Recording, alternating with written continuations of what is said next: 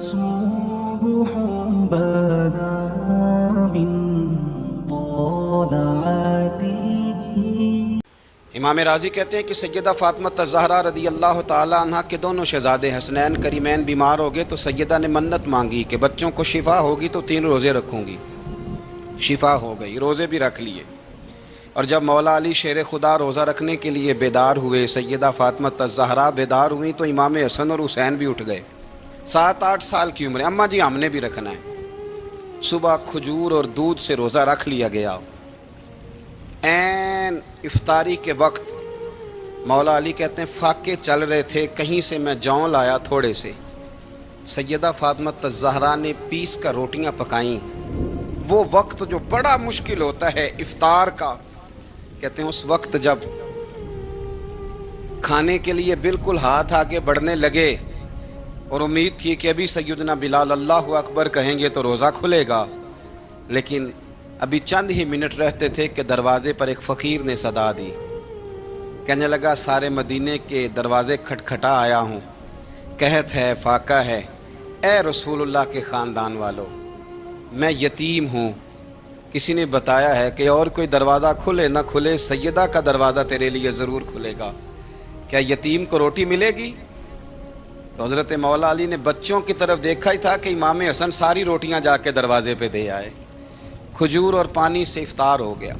صبح پھر کھجور اور دودھ سے روزہ رکھا. امام راضی کہتے ہیں عین وہ وقت جب افطار کا ٹائم آیا تو پھر دروازے پہ کسی نے صدا دی. کہا رسول اللہ کے خاندان والوں میں مسکین ہوں، رات سے روٹی کھائی ہے، نہ صبح کھا سکا نہ دوپہر. کسی نے بتایا ہے کہ اس دروازے سے خالی کوئی نہیں جاتا.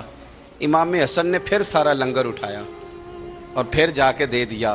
تیسرا دن پھر ہوا. مجھے لگتا ہے کہ جب افطار کا ٹائم آیا ہوگا نا تو یہ خود ہی سارے دروازے پہ دیکھتے ہوں گے، یہ کوئی آیا نہیں لینے والا ابھی تک. لگتا ہے کہ نظریں دروازے پہ تھیں. عین افطار کے وقت 3 روٹیاں جب جوں کی پک کے آئی تو ایک بھکاری نے صدا دی. کہنے لگا میں قیدی ہوں، آج ہی قید سے رہائی ملی ہے. پہلے دن کسی کے دروازے پہ صدا ملی ہے، دی ہے روٹی ملے گی. امام حسن وہ کھانا دے کے واپس لوٹے. کھجور اور پانی سے افطار ہوا اور جیسے ہی مسجد نبوی میں تینوں باپ بیٹا نماز پڑھنے گئے تو مولا علی کہتے ہیں مجھے بتانا نہیں پڑا. رسول کریم نے میری طرف دیکھ کے فرمایا علی تیرا، فاطمہ کا، حسن اور حسین کا 3 دن والا عمل خدا کو بھی بڑا پسند آیا ہے اور محمد مصطفیٰ کو بھی بڑا پسند آیا. بڑا پسندیدہ عمل. میں کہتا ہوں کہ حضرت فاطمہ نے نا ان کی تربیت پہلے ہی کر دی تھی 3 دن بغیر افطار کے روزہ رکھنے کی. وہ ٹریننگ گھر سے ہو چکی تھی. اب میدان کربلا میں 3 دن بھوکا پیاسا رہنا ان کے لیے مشکل نہیں تھا. حضرت جناب سیدہ زینب بنت ابی رافع کہتی ہیں کہ سیدہ فاطمہ الزہرا نا ایک دن اپنے دونوں شہزادوں کو لے کے، جب حضور کی طبیعت مبارک بظاہر علیل تھی جس میں حضور کا وصال ہوا، دونوں شہزادے لے کے سیدہ فاطمہ نبی کریم کی بارگاہ میں گئیں. کہنے لگی یا رسول اللہ میرے بچوں کو کچھ دیجئے. سیدہ پاک تو حضور اٹھ کے بیٹھ گئے. اس کندھے سے امام حسن کو لگایا اور اس سے امام حسین کو لگایا اور فرمایا فاطمہ یہ جو میرا حسن ہے نا اس کو میں اپنی ہیبت اور سرداری دیتا ہوں، اور فرمایا یہ جو میرا حسین ہے نا حسین کو میں اپنی جرت اور سخاوت دیتا ہوں. میرا حسین جرت مند ہوگا اور سخی ہوگا. داتا گانج بخش علی حجویری، امام الاولیاء، سید الاصفیاء، داتا صاحب کشف المعجوب میں فرماتے ہیں ایک دن نا امام حسین کے پاس ایک شخص آیا بڑی دور سے کچھ مانگنے کا، حضور کچھ دیجئے. وہ شخص کہتا ہے کہ میرا ظرف یہ تھا کہ 4-5 دینار ملیں گے. تو امام حسین فرمانے لگے تھوڑی دیر بیٹھ جا، رزق آ رہا ہے. تو امام حسین کو حکومت وقت کی طرف سے نا 5 تھیلیاں ملی جس میں ایک تھیلی میں 500 اشرفیاں تھیں. 5 تھیلیاں آئیں لیکن اس کو آنے میں نا ذرا دیر ہو گئی. وہ 5 تھیلیاں جب آئی نا تو امام حسین اس کی طرف 5 تھیلیاں بڑھا کے نا، ذرا دیکھنا میری طرف غور سے، 5 تھیلیاں بڑھا کے نا تو فرمانے لگے میاں جتنا تجھے انتظار کرایا نا اتنی ہم تیری حاجت پوری نہیں کر سکے. تو یہ نہ محسوس کرنا کہ حسین کے دروازے پہ بیٹھا بھی رہا ہوں تو ملا کیا ہے. یہ نہ محسوس کرنا. وہ شخص کہتا ہے جب میں نے وہ تھیلیاں کھولی اور پھر میری نظر امام حسین پہ پڑی تو میرے اندر سے آواز آئی، اگر حسین ابن علی اتنے سخی ہیں تو محمد عربی کتنے سخی ہوں۔ اگر یہ معیار ان کا ہے، ان کا یہ معیار ہے، اور خود بھیک دیں، خود ہی کہیں منگتے کا بھلا ہو، خود کہنے لگے جتنا انتظار کرایا ہے اتنی تیری مدد کر سکے۔ یہ سخاوت کا معیار تھا، یہ طریقہ تھا۔ ایک دفعہ سیدنا امام حسین رضی اللہ تعالیٰ عنہ کے گھر کے اندر 5000 دینار آئے۔ مسجد میں تھے، آپ کو 5000 دینار ملے تو امام زین العابدین کہتے ہیں کہ مسجد سے لے کر گھر آنے تک امام حسین نے 5000 اللہ کے رستے میں خیرات کر دی۔ فرماتے ہیں میں نے کہا ابا جی 5 دینار کی گھر میں ضرورت تھی، مالاں والے سخی نہیں ہوندے تے سخیاں کل مال نہیں ہوندا، ایتھے اوتھے دوویں جہانی سخی کنگال نہیں ہوندا۔ کہا ابا جی 5 دینار کی گھر میں ضرورت تھی، تو کہتے ہیں مجھے فرمانے لگے بیٹا یہ جن کو میں نے دیا ہے نا یہ گھر کے لیے ہی دیا ہے، یہ گھر کے لیے ہی دیا ہے، جن کو دیا ہے تمہارا کیا خیال ہے یہ باہر خرچ ہوا ہے؟ یہ گھر کے لیے ہی ہے۔ اس لیے کہ جب انسان دوسروں پر شفقت کرتا ہے تو اللہ اس کے گھر پہ رحمت فرماتا ہے۔ امام حسین کے مزاج میں پہلی بات میں نے ذوق عبادت کی عرض کی، دوسری بات عرض کر رہا ہوں کہ صحابہ حضرت اسامہ بن زید بڑے پیارے ہیں میرے نبی کریم کے، بڑے پیارے۔ حضرت اسامہ بن زید کے بارے میں سیدہ عائشہ صدیقہ فرماتی ہیں ان کے ناک سے اگر ریٹھ نکلتی تھی تو اللہ کے رسول اپنے دستے مبارک سے صاف کر دیتے تھے، اور سرکار فرماتے تھے کہ اگر اسامہ لڑکی ہوتا نا، ان کے غلام کے بیٹے تھے حضرت زید بن عمرو، اگر یہ لڑکی ہوتا میں اسے زیور پہناتا۔ بڑے پیارے تھے، لیکن جب ان کا آخری وقت آیا نا تو 60,000 دینار کا قرضہ تھا، رشتہ داروں سے کہا، دوستوں سے کہا، یاروں سے کہا، پر قرض ادا نہیں ہو رہا تھا۔ حضرت اسامہ بن زید کہتے ہیں بڑا پریشان تھا۔ جب حد ہو گئی نا تو حضرت اسامہ بن زید فرمانے لگے جاؤ کوئی حسین ابن علی کو خبر کرو، ان سے کہو میں نا غلام ہوں آپ کے نانا کا، مقروض دنیا سے چلا گیا تو کیا بنے گا۔ امام حسین کو خبر ملی تو دوڑے آئے۔ لاجپال اس پیر کو نہیں کہتے جو تگڑا نذرانہ لے کے تو ماتھا چوم لے، لاجپال تو اس کو کہتے ہیں کہ جب ضرورت پڑے تو وہ سر پہ موجود ہو۔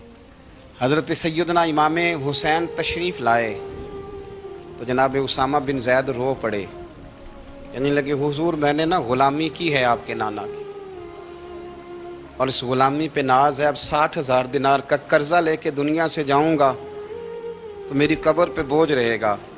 امام حسین خادم کو بھی کہہ سکتے تھے جاؤ گھر پیسے پڑے ہیں لے آؤ، امام حسین خود گئے، چادر اوڑھ کے تو اس کی اوٹ میں بکل میں 60,000 دینار چھپا کے لائے، اور جناب اسامہ بن زید کے سامنے رکھ کے کہنے لگے اسامہ یار پیسے رات کو ہی آئے تھے، میں سوچ رہا تھا مجھے تو ضرورت نہیں، اللہ نے کس کا نصیب میرے گھر میں بھیج دیا ہے، مجھے تو حاجت ہی نہیں تھی، اب پتہ چلا پیسے تیرے تھے، اللہ نے حسین کی ڈیوٹی لگائی ہے کہ جا کے دے آ۔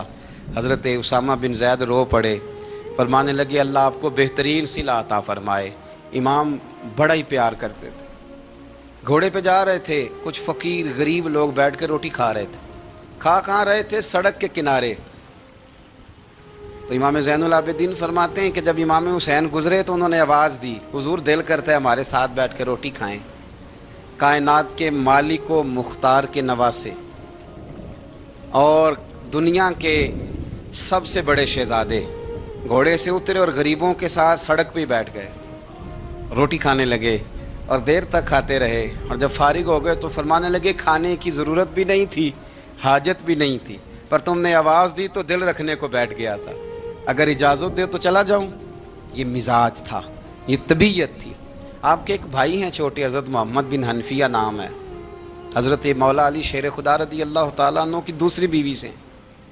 ایک دن حضرت امام حسین ان کے گھر میں بیٹھے تھے تو کسی بات میں نا اختلاف رائے ہو گیا، تو امام علی مقام ناراض ہو گئے، فرمایا آج کے بعد تیرے گھر نہیں آؤں گا، رومال اٹھایا چلے گئے۔ لوگوں نے حضرت محمد بن حنفیہ رضی اللہ تعالیٰ عنہ سے کہا حسین تو ناراض ہو گئے، کبھی نہیں آئیں گے۔ آپ فرمانے لگے بھائی تمہارا ہے کہ میرا؟ جی بھائی تو آپ کے ہیں۔ فرمایا اگر کہو تو چند منٹوں میں حسین واپس آئے۔ جناب ناراضگی ہو گئی ہے۔ فرمایا ناراضگی ہوئی ہے پر میں اس کے دل کی نرمی کو تو جانتا ہوں نا۔ اس کے مزاج کے اندر جو محبت ہے اس سے تو ابھی آئے کہ جناب وہ کیسے؟ فرمانے لگے دیکھنا ذرا. تو امام حسین نے خط لکھا، حضرت محمد بن حنفیہ نے رکا لکھا، کہنے لگے حسین میرے باپ کا نام بھی علی ہے اور آپ کے باپ کا نام بھی علی ہے، پر ایک فضیلت ایسی ہے جس میں آپ کا مقابلہ نہیں کر سکتا، وہ یہ ہے کہ آپ سیدہ فاطمہ الزہرا کے لال ہیں، اب محمد مصطفیٰ علیہ السلام کے نواسے ہیں. کہنے لگے بھائی جان آپ نے نانا جان کی وہ حدیث تو سنی ہوگی کہ دو لوگ ناراض ہو جائیں تو جو صلح پہلے کرے جنت میں پہلے جائے گا. فرمانے لگے دل میرا کر رہا تھا کہ پہلے صلح کر لوں، لیکن پھر بڑے بھائی کو پشت کروں گا جنت میں جاتے ہوئے، یہ بھی تو بے ادبی ہے نا. اب خط میں نے لکھ دیا ہے، آپ کا جو ارادہ ہو.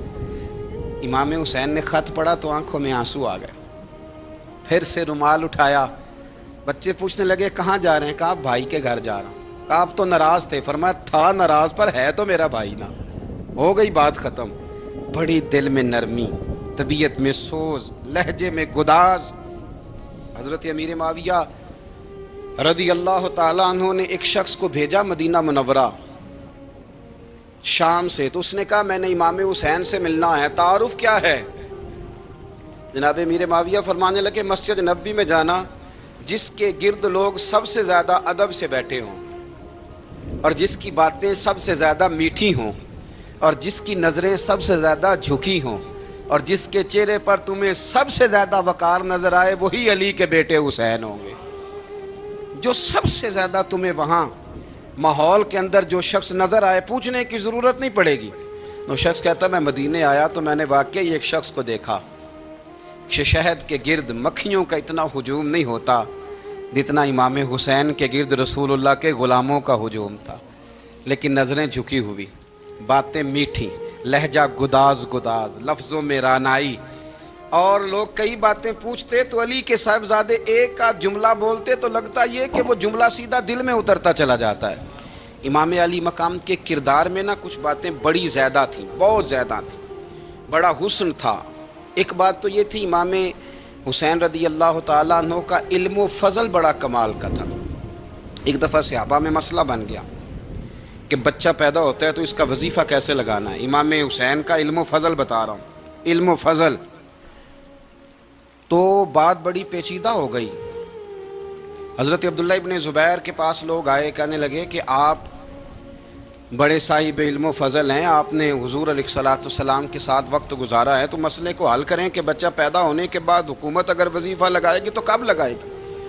جب بحث طول پکڑ گئی، مسئلہ حل نہیں ہوتا تھا، تو حضرت عبداللہ ابن زبیر کہنے لگے ہم سے نہیں حل ہوگا. ایک بندہ ہے جس کے سینے میں رسول اللہ صلی اللہ تعالیٰ علیہ وسلم کے نور نبوت کا فیضان ہے، وہ یہ مسئلہ حل کریں گے. تو کہا وہ کون سے؟ آپ فرمانے لگے جب ہم سے مسائل حل نہیں ہوتے تو ہم ان کے علم سے فائدہ اٹھاتے ہیں. کہا کون ہے؟ کہا جناب امام حسین.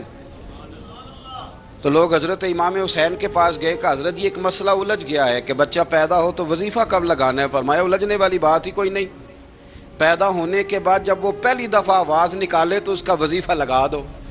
اس کا مطلب یہ ہے کہ وہ دنیا میں آ گیا ہے، اس نے اپنے آنے کا اظہار کر دیا ہے، اعلان کر دیا ہے، اب اس کا وظیفہ لگا دو. تو اس پر پھر صحابہ کا اتفاق ہو گیا. امام حسین کے علم سے، فضل سے لوگ فیض اٹھاتے تھے. حضرت سیدنا امام حسین کی شہادت کے بعد حضرت عبداللہ ابن زبیر رضی اللہ تعالیٰ عنہ نے قاتلان حسین سے خطاب کیا اور فرمانے لگے اللہ کی قسم تم نے اس شخص کو شہید کیا ہے جو راتوں کو لمبے لمبے قیام کرتا تھا، اور تم نے اس شخص کو شہید کیا ہے جس سے میں دن میں جب بھی ملتا تھا تو وہ روزے سے ہوتا تھا. تم نے اس شخص کو شہید کیا جو قائم اللیل تھا، صائم الدہر تھا، اس شخص کو تم نے شہید کیا. آپ کو پتہ ہے کہ میدان کربلا میں جب 9 محرم کو ابن سعد نے امام حسین سے کہا کہ جنگ کرو اگر یزید کی بیعت نہیں کرنی، تو امام حسین نے فرمایا ایک رات کی مہلت دے دو، ایک رات کی مہلت دے دو. حضرت امام زین العابدین کہتے ہیں میں نے اپنے والد گرامی سے عرض کی کہ ابا جی آپ جہاد سے دور جانے والے تو ہیں نہیں، آپ تو جہاد سے پیار کرنے والے، اور یہ بھی پتہ ہے مجھے کہ یہ جنگ اب ہو کے رہے گی، تو ایک رات کی مہلت لینے کا معنی کیا ہے؟ بھئی کل بھی لڑنا ہے اور رات بھی لڑنا ہے، تو ابا جی ایک رات کی مہلت. تو سیدنا امام حسین رضی اللہ تعالیٰ عنہ فرمانے لگے بیٹا رات کی مہلت اس لیے لی ہے کہ میں آج رات کھل کے اپنے رب کی عبادت کر لوں، میں استغفار کر لوں، میں لمبے سجدے کروں۔ اور کہا زین العابدین تو جانتا ہے نا کہ مجھے نماز سے، تلاوت سے، دعا سے اور استغفار سے بڑا پیار ہے۔ رسول کریم علیہ السلام نے فرمایا، جامع ترمذی میں موجود ہے، فرمایا میں جا رہا ہوں پر تمہیں دو بڑی بھاری بڑی وزنی چیزیں دے کے جا رہا ہوں۔ صحیح ستہ کی روایت، دو وزنی چیزیں تمہارے بیچ چھوڑ کے جا رہا ہوں، اگر ان کو تھام کے رہو گے تو کبھی گمراہی تمہارے پاس نہیں آئے گی۔ یا رسول اللہ وہ کون کون سی؟ فرمایا ایک اللہ کی کتاب دے کے جا رہا ہوں اور دوسرا اپنا خاندان دے کے جا رہا ہوں۔ اگر اہل بیت نبوت کو تھامے رہو گے، ہمارے بزرگوں نے لکھا ہے کہ یہ جو حضور نے کتاب اللہ اور پھر اپنی اہل بیت کا تذکرہ فرمایا تو اس کا مطلب یہ ہے کہ تھیوری دیکھنی ہوئی تو قرآن دیکھنا، اور پریکٹیکل دیکھنا ہوا تو علی اور فاطمہ کو دیکھنا، حسن اور حسین کو دیکھنا، ان کو دیکھنا۔ نبی کریم علیہ الصلوۃ والسلام کے اہل بیت منارہ نور ہیں، ان کی محبت، ان کا پیار کیوں بھلا؟ اس لیے کہ یہ وہ خوبصورت لوگ ہیں جن کو خود میرے نبی پاک نے تراشا ہے۔ ان کی سیرت میں جتنے رنگ ہیں وہ رسول کریم نے خود بھرے ہیں۔ ان کی ایک ایک بات کا خیال نبی پاک نے رکھا ہے، حضور نے از خود انہیں اپنی صحبت عطا کی ہے۔ زیادہ دور نہیں تھا سیدہ فاطمہ کا گھر، مسجد نبوی کے ساتھ تھا، اللہ کے رسول دن میں 2 دفعہ جایا کرتے تھے۔ پھر بھی کبھی کبھی فرماتے فاطمہ میرا دل کرتا ہے آج میں رات تیرے گھر میں قیام کروں، تو سیدہ فاطمہ الزہرا فرماتی ہیں کہ آمنہ کے لال اس طرح بھی میرے گھر میں قیام کرتے تھے کہ حضور چارپائی پہ لیٹتے تھے تو ایک کندھے پہ امام حسن کا سر ہوتا تھا اور دوسرے پہ امام حسین کا سر اقدس ہوتا تھا، اور فرماتی ہیں رات کو کبھی حسنین کریمین دودھ مانگتے تو میں اٹھتی دودھ دینے کے لیے، تو حضور فرماتے لیٹ جاؤ آج میرے ساتھ سوئے ہیں تو دودھ بھی میں ہی پلاؤں گا، تو محبوب اٹھتے ان کے لیے دودھ لاتے برتن سے نکال کے۔ حضور نے انہیں وقت دیا اور پھر ان کی چھوٹی چھوٹی چیزوں کا خیال رکھا۔ صحیح بخاری میں موجود ہے، تربیت پر توجہ دی۔ امام حسین تشریف لائے، ابھی عمر مبارک 7 سال کے قریب تھی، مسجد نبوی میں صدقے کی کھجوروں کا ڈھیر لگا ہوا تھا۔ چھوٹا بچہ جو ہوتا ہے نابالغ، اس پر شریعت کے احکامات نہیں آتے۔ صدقے کی کھجوروں کا ڈھیر تھا مسجد نبوی میں۔ یہ تربیت ہے، یہ ٹریننگ ہے جو اللہ کے محبوب نے خود انہیں عطا فرمائی۔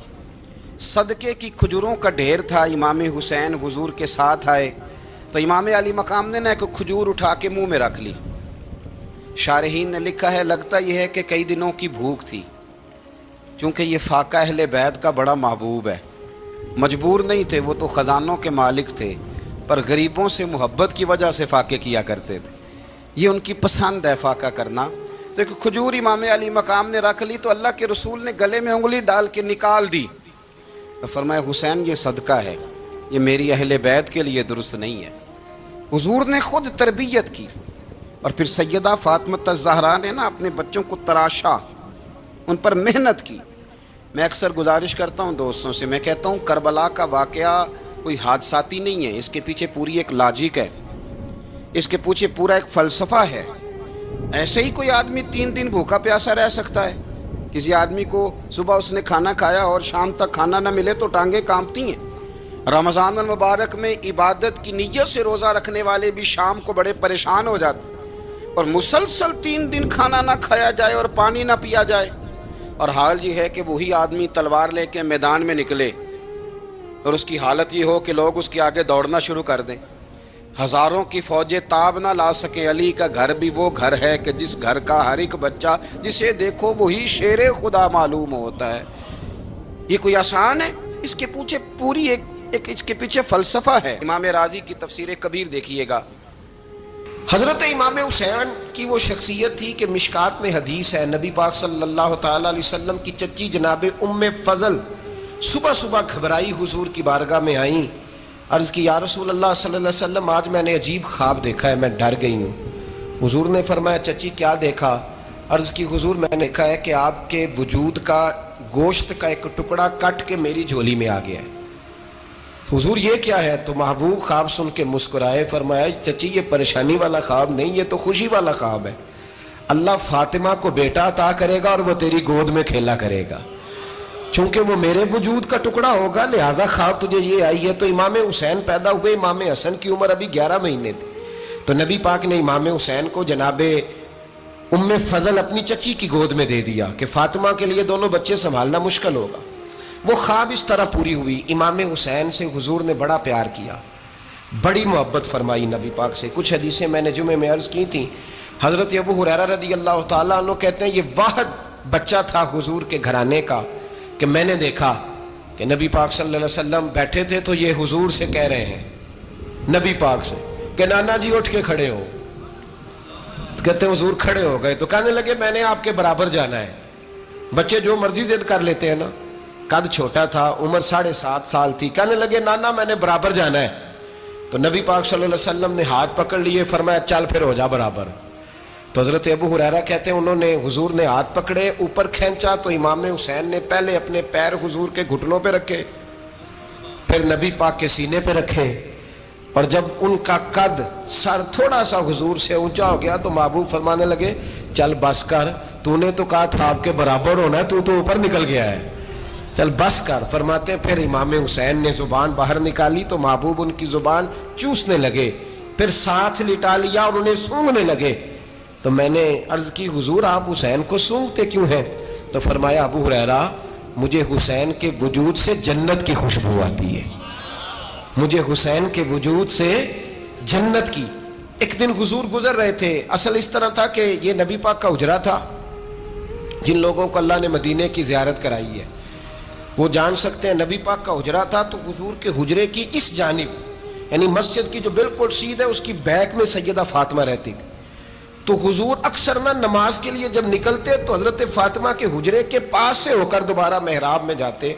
محبوب حجرے کے پاس سے گزرے تو امام حسین رو رہے تھے. تو حضرت فاطمہ نے کسی بات میں جھڑک دیا تو امام حسین رونے لگے. تو نبی پاک نماز کے لیے گئے تو واپس لوٹ آئے اور واپس تشریف لا کے کہا فاطمہ حسین کو کیا ہوا؟ عرض کی یا رسول اللہ تنگ کر رہے تھے میں نے ڈانٹ دیا ہے. کیا خوبصورت جملے ہیں حدیث پاک میں. سرکار نے فرمایا فاطمہ اس کو حسین کو نہ رونے نہ دیا کر, یہ جب روتا ہے نا تو میرے دل کو تکلیف ہوتی ہے. تو بی بی صاحبہ کہتی ہیں یہ حکم آیا نبی پاک کا میرے نا, پھر میں نے ڈانٹنا چھوڑ دیا. یہ ان کے فضائل تھے کم, ان کی تربیت خود نبی پاک نے فرمائی. پہلی بات تو یہ ہے کہ نبی پاک نے دعا مانگی تھی یا اللہ میرے گھر والوں کو زیادہ روزی نہ دینا, انہیں ایک وقت روٹی دینا, ایک وقت کی بھوک دینا. یہ جو 10 دن کربلا میں انہیں ٹینشن نہیں نہ ہوئی, انہیں عادت تھی فاقہ کرنے کی, انہیں 3 دن وصلی روزے رکھنے کی عادت تھی. پہلی بات. دوسرا یہ کہ جہاد کی تربیت حضور خود کراتے تھے. حضرت فاطمہ الزہرا کہتی میں پردے کے پیچھے دیکھ رہی تھی, نبی پاک نے امام حسن اور حسین سے فرمایا چلو میرے سامنے کشتی لڑو. تو دونوں حضرات آپس میں جب کشتی لڑنے لگے تو نبی پاک نا امام حسن کو کہتے ہیں حسن حسین کو ٹانگوں سے پکڑو, حسن حسین کو پیچھے سے پکڑو. جب نبی پاک بار بار امام حسن کو بتا رہے تھے تو سیدہ پیچھے سے بول پڑی, کہنے لگی یا رسول اللہ آپ چھوٹے کو بتائے آپ بڑے کو بتا رہے ہیں. بڑا تو پہلے 11 مہینے بڑا ہے تو آپ چھوٹے کو بتائے بڑے کو بتا رہے. تو فرمایا فاطمہ تو چپ کرنا, جو میں دیکھ رہا ہوں تو نہیں نہ دیکھ رہی. ایک کو میں بتا رہا ہوں دوسرے کو جبریل امین بتا رہے ہیں. لیکن اس کے ساتھ ساتھ امام حسین رضی اللہ تعالیٰ عنہ کا جذبہ جہاد, امام حسین کی استقامت. آج لوگ ادھر ہوتے ہیں جس طرف ہوا کا رخ ہوتا ہے. آج لوگوں کی سوچوں کا زاویہ یہ ہے کہ جدھر رش زیادہ ہوگا ہم بھی ادھر جائیں گے. ہم یہ نہیں دیکھتے حق کس طرف ہے, ہم یہ دیکھتے ہیں رش کس طرف ہے. امام حسین رضی اللہ تعالیٰ عنہ نے رش نہیں دیکھا, حق دیکھا. امام حسین رضی اللہ تعالیٰ عنہ استقامت کے وہ پہاڑ ہیں, معمولی آدمی نہیں تھے. فرزق شاعر کہتا ہے کہ میں نے امام حسین سے کہا تھا, میں نے کہا لوگوں کی تلواریں یزید کے ساتھ ہیں پر دل آپ کے ساتھ ہیں, دل آپ کے ساتھ ہیں. امام حسین رضی اللہ تعالیٰ عنہ نے زمانے کے حالات نہیں دیکھے, حق اور سچ دیکھا. جتنی چیزیں انسان کو کمزور کر سکتی ہیں وہ ساری امام حسین پہ طاری کی گئیں. جتنی چیزیں, وطن چھوڑنا کتنا کو مشکل ہوتا ہے. شالا پردیسی کوئی بھی نہ تھی وے تے ککھ جنہ تو پارے. حضرت سلطان باؤ فرماتے ہیں بچو پردیسی ہونا کوئی آسان ہے؟ جس آدمی کا کسی چھوٹے سے گاؤں میں بھی مکان ہو چھوڑنا پڑ جائے تو روٹا ہے. تو تو مجھے بتاؤ جس نے اپنا سارا بچپن مدینے میں گزارا ہو، آج جو ایک ہفتہ مدینے رہ کے آتے ہیں ان سے واپس نکلنا مشکل ہوتا ہے. لیکن امام حسین حق کا رستہ تھا، وطن کی قربانی دی، اور معمولی وطن نہیں، مدینے جیسا وطن. اور جب کھڑے تھے نا امام حسین رضی اللہ تعالیٰ عنہ رجب میں نکل رہے تھے مدینے سے، تو کوئی شاعر کہتا ہے دور کھڑے ہو کے انہوں نے گویا کہا تھا، آقا تیرے کرم کے خزینے کی خیر ہو، میں جا رہا ہوں تیرے مدینے کی خیر ہو. امام حسین نے وطن چھوڑا، کوئی لغزش نہیں پیروں میں، کوئی نہیں. شہزادوں والی زندگی تھی، مسجد نبوی کے امام تھے، نبی کریم علیہ السلام کے روضہ اطہر پر تشریف رکھتے تھے، زمانہ حیا کرتا تھا، شان و شوکت تھی، پر حق کے لیے چھوڑا، نکل کر خانقاہوں سے ادا کر رسم شبیری. اور پھر بڑا مشکل ہوتا ہے، جس شخص کے ساتھ بچے اور عورتیں ہوں وہ تو یہ کہہ کے لڑائی سے جان چھڑاتا ہے کہ میرے ساتھ فیملی ہے، نہ ہوتی تو تجھے بتاتا. پر امام حسین کو اولاد بھی کمزور نہیں کر سکی، عورتوں کا ساتھ ہونا کمزور نہیں کر سکا. پھر امام علی بھوک کتنا مشکل کام ہے. آج لوگ کہہ نہیں دیتے کہ میں تو اس لیے گناہ کرتا ہوں کہ رشوت اس لیے لے لیتا ہوں کہ بچے چھوٹے ہیں. 10 دنوں کی کم و بیش سفر، 3 دنوں کی بھوک اور پیاس، پر حق کے رستے میں امام حسین کو کوئی چیز کمزور نہیں کر سکی. اور پھر وہ جتنی باتیں لوگ کہہ سکتے تھے وہ ساری کہیں گئیں، ساری. اور آ کے عرض کرنے لگا حضور یہ کوئی معمولی دشمن نہیں، یہ وہ ظالم ہیں جو لاشوں پہ بھی گھوڑے دوڑا دیتے ہیں. تو امام علی مقام فرمانے لگے جو شہادت کا جذبہ لے کے نکلے وہ پھر انجام نہیں دیکھا کرتا. وہ انجام، وہ جتنی چیزیں جو استقامت کے رستے میں آ سکتی ہیں وہ ساری چیزیں رستے میں آئیں، پر امام علی مقام نے کسی چیز کی پرواہ نہیں کی. آج کا مسئلہ یہ ہے کہ آج لوگوں میں استقامت نہیں ہے. رات کو کچھ ہوتے ہیں، سویرے کچھ ہوتے ہیں، دوپہر کو کچھ ہوتے ہیں، شام کو کچھ ہوتے ہیں. ہمارا کل انداز تکلم کچھ اور ہوتا ہے، صبح کچھ اور ہوتا ہے.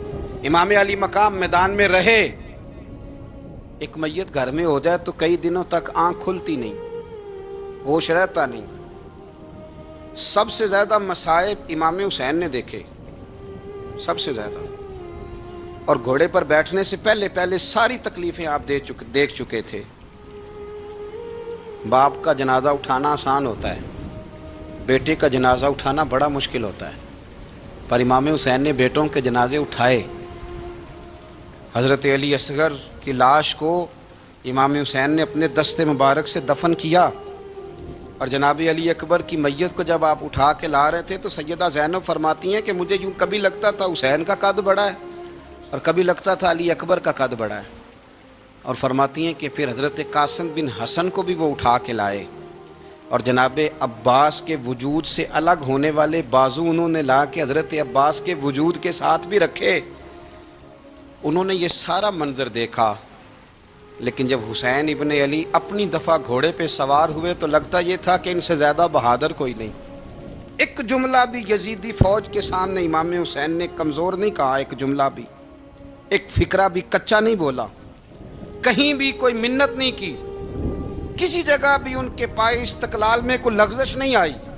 جب لوگوں کو پتہ چل جائے کہ اب سامنے موت ہی موت ہے، سوائے اس کے چارہ کچھ بھی نہیں، تو بہت ساری رخصت اور اجازت تو دین بھی دیتا ہے. پر امام حسین کسی جگہ کسی رخصت پر عمل کرتے نظر نہیں آتے. ڈٹ کے بات کی، ڈٹ کے.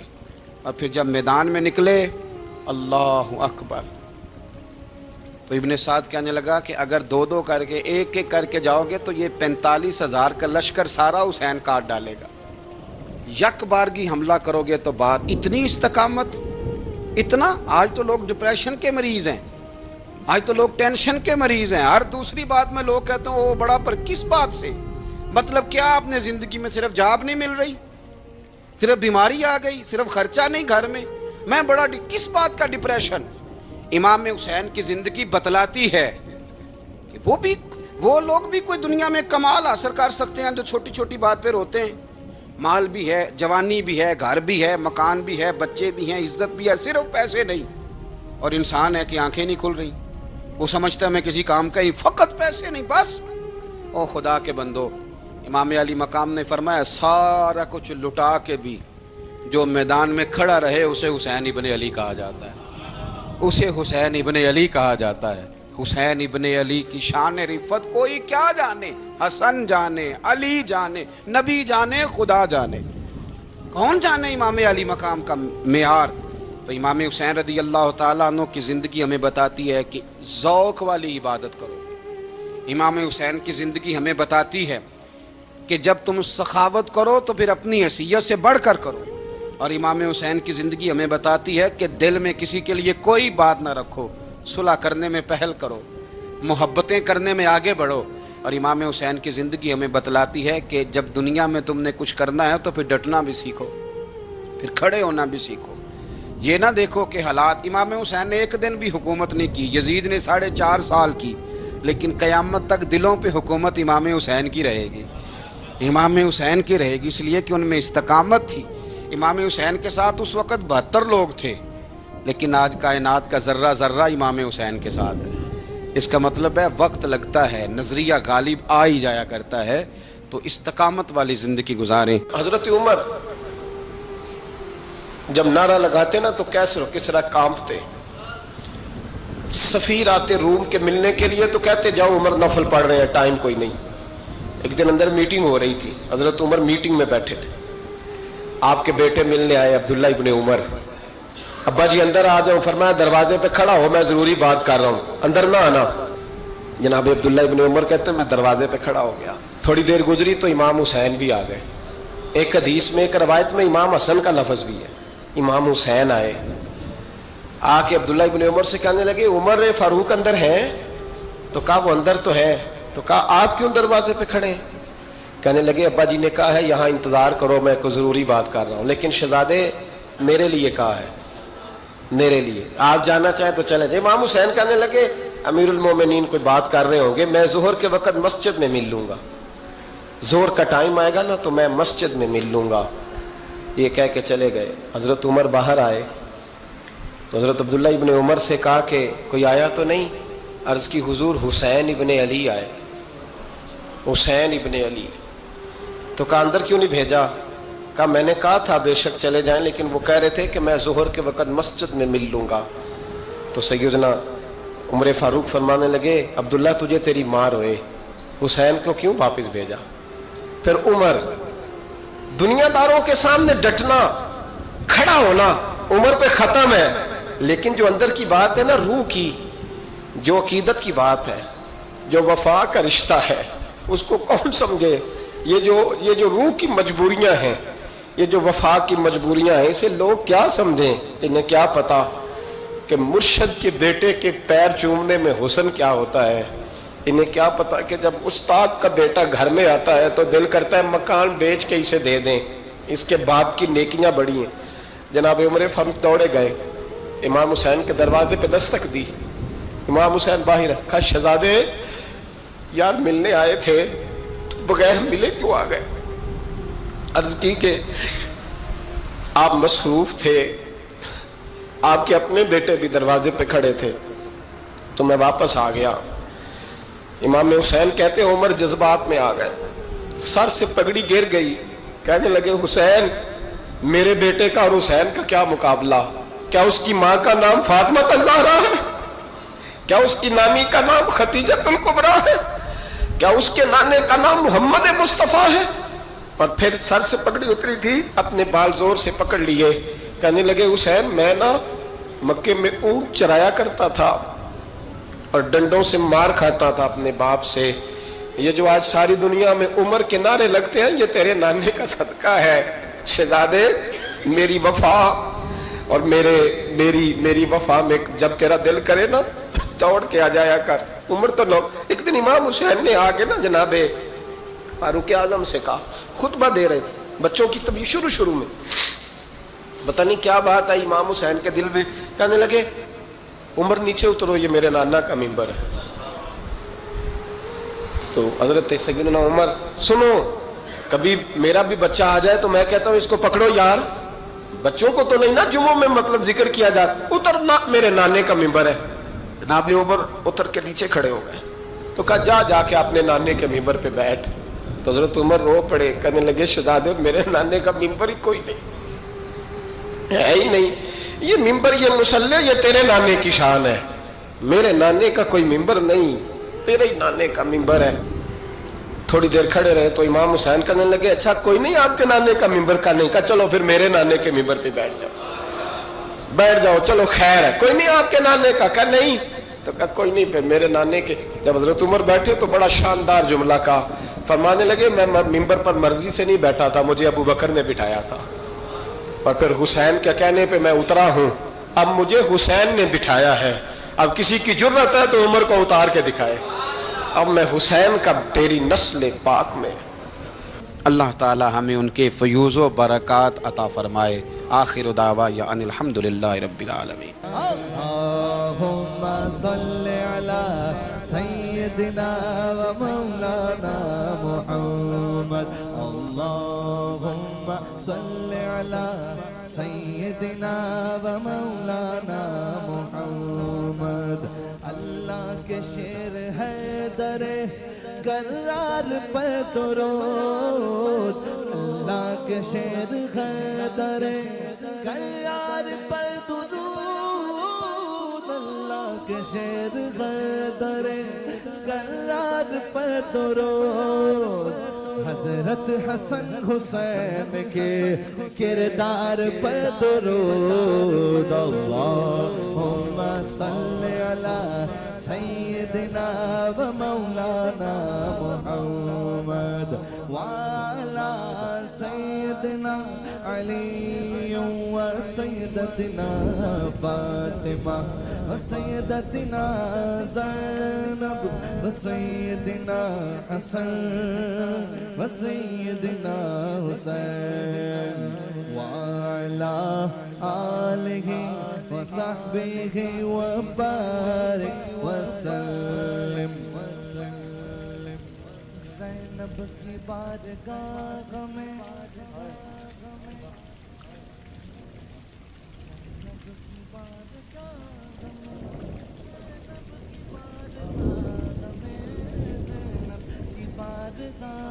میں سلام نیاز ہے، زینب کی بارگاہ میں سلام نیاز ہے، جو مرتضیٰ کی لاڈلی زہرا کا ناز ہے۔ اللہم صل علی سیدنا و مولانا محمد وعلی سیدنا علی و سیدتنا فاطمہ و سیدتنا زینب و سیدنا حسن و سیدنا حسین